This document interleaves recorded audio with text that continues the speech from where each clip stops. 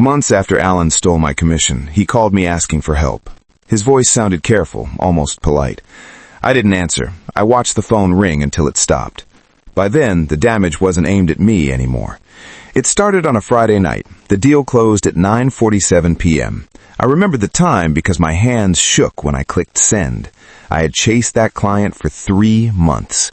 He vanished for weeks. He asked for changes after midnight. One night I slept in my car because the proposal had to be rewritten before morning. When the contract finally came back signed, the CRM chimed. I stared at the screen. 6 figures in revenue. My biggest deal. A $50,000 commission tied to my name. I leaned back in my chair. My heart raced. I thought that moment meant something had changed. I thought it meant I was finally safe. 2 weeks later, payroll hit.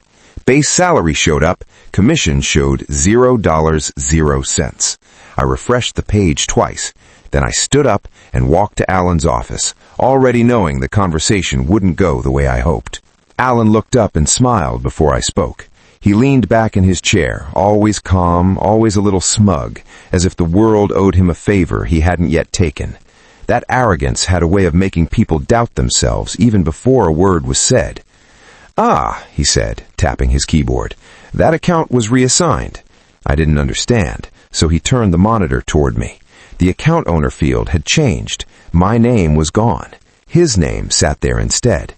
The timestamp sat below it, 11:58 p.m., the night the deal closed.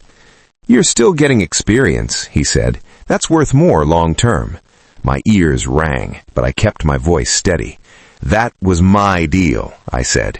He leaned back further, smug, like he already knew I couldn't prove it. Prove it? The way he said it mattered. Calm, certain, like he already knew I couldn't. I walked out. At my desk, I tried to pull the CRM history. Access denied. By Monday morning, my email permissions were cut. My pipeline was reassigned. My calendar was empty. Coworkers stopped making eye contact. Alan didn't just take the money. He removed me. I didn't argue. I didn't complain. I stayed quiet and watched, because people who feel untouchable always get sloppy. I stayed late that night. Everyone else left. The lights dimmed. The office hummed. I opened the shared drive, looking for backups, screenshots, anything Alan missed. That's when I saw the folder. Q4_MISC. I had never opened it before. I clicked it. Inside was one Excel file. No password, no warning, just confidence. I opened it. Rows of numbers filled the screen. Client names I recognized. Payments split into columns labeled reported and actual. I scrolled slowly. Offshore transfers, personal LLCs, notes typed directly into cells, delay reporting, run through consult entity, clean later. At the bottom was a total. $10,417,000 unreported. My stomach tightened. This wasn't a mistake. It wasn't greed. It was a system that had been running quietly for years. I didn't download the file. I didn't forward it. I didn't touch the keyboard. I took photos of the screen with my phone, one by one, clear and steady. The file wasn't locked. That detail mattered more than I realized. I slept that night without setting an alarm. For the first time in weeks, my phone stayed quiet. I didn't confront Alan. I didn't threaten legal action. I didn't demand my $50,000. I updated my resume. I applied quietly. I took calls during lunch. 2 weeks later, I accepted a new job. Higher base pay, clean commission rules, no clause about account reassignment. I gave notice on a Tuesday. Alan laughed. "You'll be back," he said. "You always are." I smiled and nodded. 3 days before my last day, IT asked me to come in.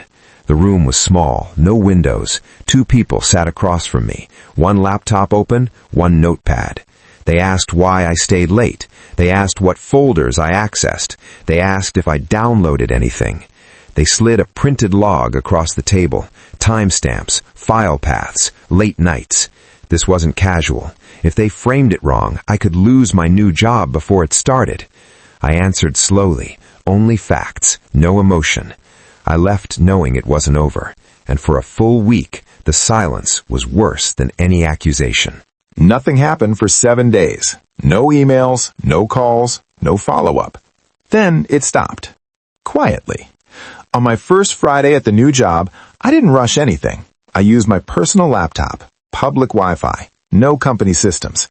I opened a secure government portal. The email went to the tax authority's whistleblower office. Not HR, not legal, not my company. The subject line read, Anonymous Whistleblower Submission. The message was short, no emotion. Attached a record showing unreported income and delayed reporting. I attached the photos, timestamps, entity names, routing notes. I didn't send company data to the public. I sent it to the one place NDAs don't apply. Then I logged out.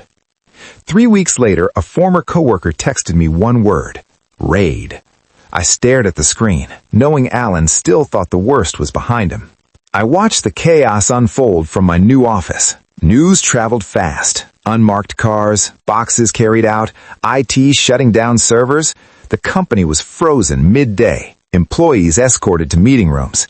Alan's office was empty, his chair tilted back, still spinning slightly as if someone had left in a hurry. I didn't gloat. Calm observation mattered more than emotion. I reviewed the photos again. Every timestamp, every transfer, every note lined up perfectly. His arrogance had left a map for anyone willing to follow it. Clients began calling, panic in their voices. Deals paused indefinitely. Slack channels went quiet.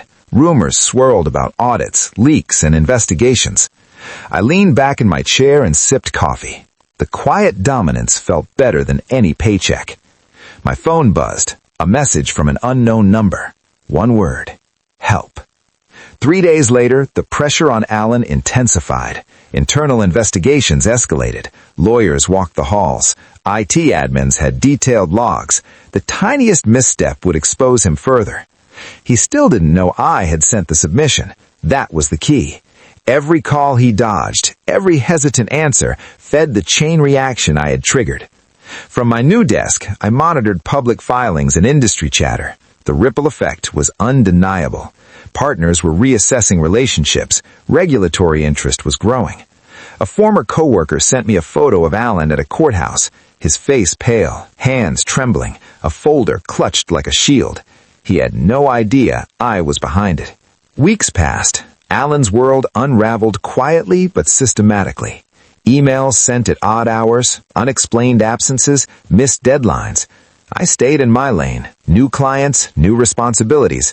No leaks, no drama, only watching. Then came the first direct reach out. Text from Alan, carefully worded, "Can we talk? It's urgent."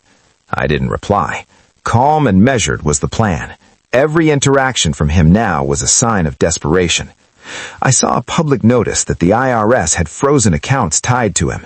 That was just the beginning. Alan escalated further. Internal memos leaked, though he didn't know how. Executives hesitated to meet him, reputation crumbling silently. I got another text, this time pleading, "Please explain these deals. I need your help." I didn't reply. I had no obligation.